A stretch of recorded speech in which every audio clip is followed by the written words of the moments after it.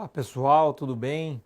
Mais uma vez aqui reunidos para tratarmos de um assunto extremamente interessante, muito aguardado por aqueles que trabalham com gerenciamento de crise, né? Hoje nós vamos falar como que faz para elaborar um plano de gerenciamento de crise. Então nós vamos falar de todas as etapas, aquilo que deve constar, como deve estar escrito, né, claramente, alguns pontos importantes, algumas coisas que vocês não podem esquecer na hora de elaborar aí um plano de gerenciamento de crise, pessoal. Bom, vamos lá. Primeiro ponto que tem que existir aí no plano, além daquela coisa capa contra capa, sumário, né, toda essa introdução. Na introdução, pessoal, de um plano de gerenciamento de crise, ele precisa estar demonstrado claramente os pressupostos do plano, né? A necessidade de garantir os níveis de segurança. E quando a gente fala em garantir os níveis de segurança em sentido lato, é em sentido amplo, né? Para toda a organização. Então, quando nós falamos isso, nós estamos pensando em todas as possibilidades que podem ocorrer naquele local. Então vamos pensar num condomínio.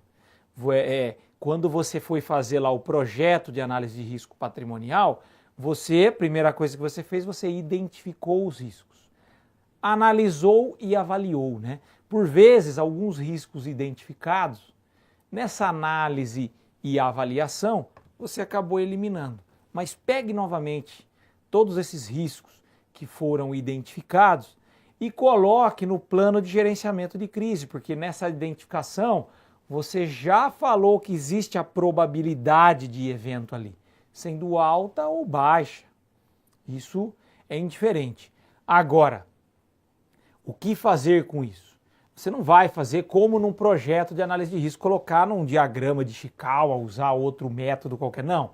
Aqui você precisa, junto com um grupo de pessoas, você precisa colocar o problema e falar o que eu preciso fazer em cada um desses problemas. E por que você precisa de um grupo de pessoas? Porque vamos colocar uma hipótese dentro do condomínio, de qualquer organização, de qualquer ambiente corporativo.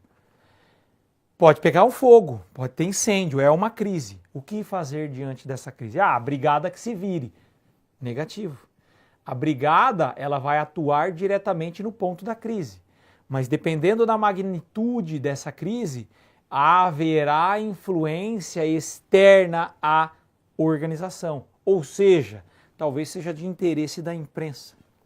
E a imprensa, óbvio, vai noticiar, vai falar lá, botar a sua logomarca e falar o nome e o que aconteceu ali. De repente tiver uma vítima ainda, um colaborador, né? Isso vai gerar uma insegurança interna da organização, além do impacto externo da organização. Então, olha só como é importante, pensando num mero incêndio, né? Nessa magnitude que a gente colocou como um caso hipotético, mas que já ocorreu concretamente em várias ocasiões, nós temos não só o brigadista, mas temos alguém que vai precisar se reportar à imprensa. E para ele se reportar à imprensa, ele precisa ter as informações corretas. Que quem vai passar é o brigadista para o gerente da crise, que vai filtrar e falar o que realmente precisa ser dito. Se essa pessoa disser a informação errada, isso pode ter um impacto extremamente negativo dentro da organização. Então percebam que não é uma introdução para escrever algo bonitinho, legal, não. É uma introdução que tem que trazer claramente tudo o que pode acontecer. E aí para você identificar tudo o que pode acontecer e o que eu preciso fazer, uma sequência de ações, né? Eu preciso de várias pessoas envolvidas, de setores. O ideal são todos os departamentos envolvidos, né? Na introdução, então, eu tenho aí os objetivos, eu explico a finalidade, né, de estabelecer um plano de gerenciamento de crise na empresa. Óbvio, preciso mencionar em cada uma das hipóteses que foram estabelecidas para este plano de gerenciamento de crise, a presença de protocolos, procedimentos, diretrizes e manuais que precisam ser seguidos por cada um dos atores. Interessante que se conheça o plano de um modo novamente aí lato, né, completamente, no sentido amplo, mas cada um saiba exatamente o que precisa fazer, tá bom? Bom, a revisão do plano. Esclarecer a periodicidade que o plano deverá ser revisto e atualizado. Eu colocarei aqui revisto, fazendo até um ajuste aqui, revisto, vírgula, atualizado e treinado. Pelo menos anualmente, né, pessoal? Pelo menos anualmente precisa revisar. Por que a gente fala isso? Vamos colocar um exemplo prático aqui da revisão do plano. Foi feito um projeto, existe uma gestão de riscos muito bacana na sua empresa, no seu condomínio, na empresa que você trabalha. Tem tudo lá, gerenciamento de risco, tem tudo. Tá tudo bonitinho, maravilhoso. Tá. Só que tem um detalhe. Algumas influências, a gente sabe que quando a gente vai fazer a gestão de risco, existe a influência externa, os fatores externos influenciam internamente. E alguns fatores externos ocorreram, e aí você pode pensar N fatores externos. Agora o pessoal está roubando carga da nossa empresa na rodovia que o pessoal passa. Isso não acontecia. O modus operandi agora é esse. Então, tem certas medidas que você adotou no seu plano de gerenciamento de crises quando isso não ocorria e você precisa atualizar agora para esse evento ocorrendo. Da mesma maneira, você pode pensar isso, uma gestão de risco, pensando na questão financeira. Né? Olha, minha rotatividade é essa, eu preciso ter um fluxo de caixa assim, mas o país está passando por uma crise enorme. Novamente, fatores externos influenciando internamente. E aí?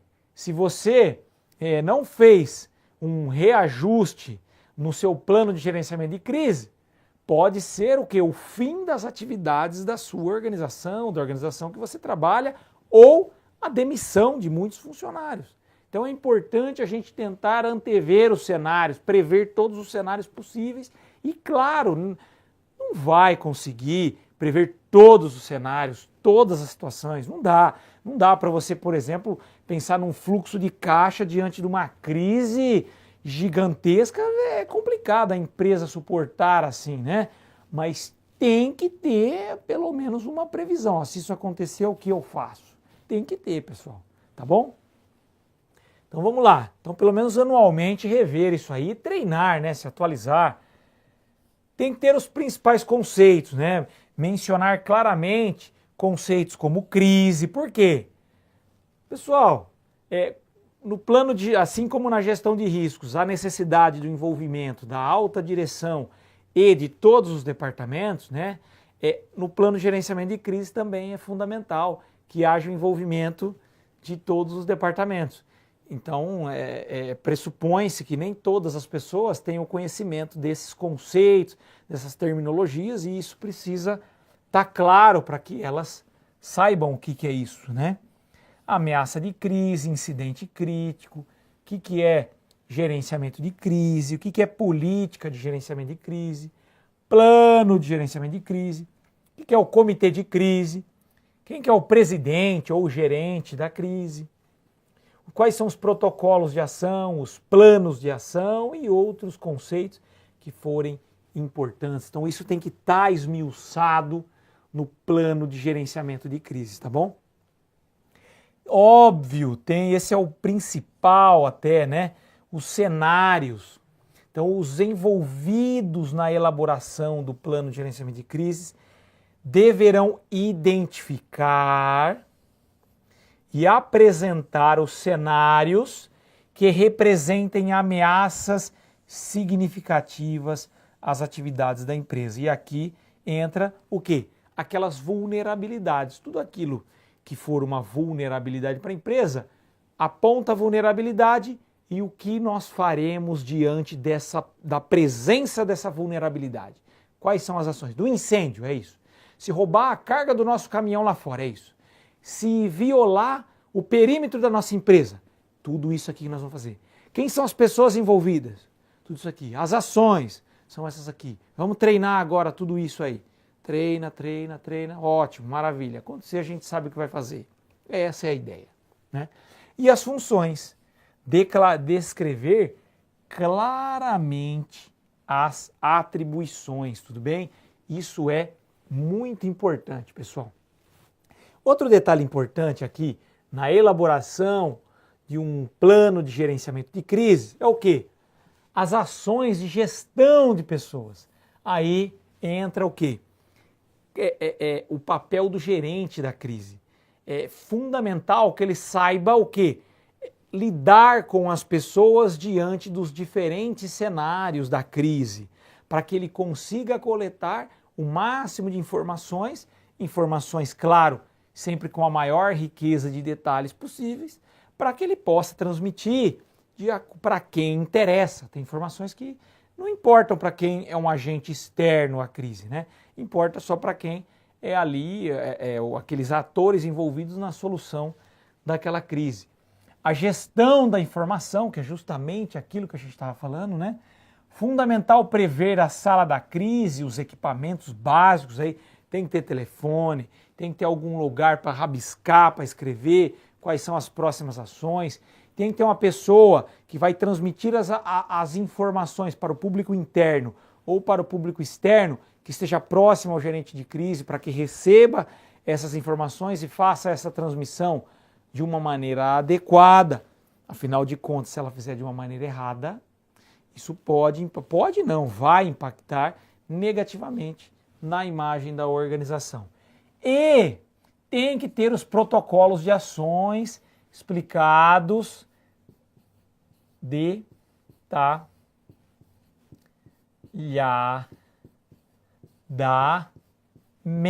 Vamos resumir. Detalhadamente. Cada um tem que saber exatamente o que vai fazer.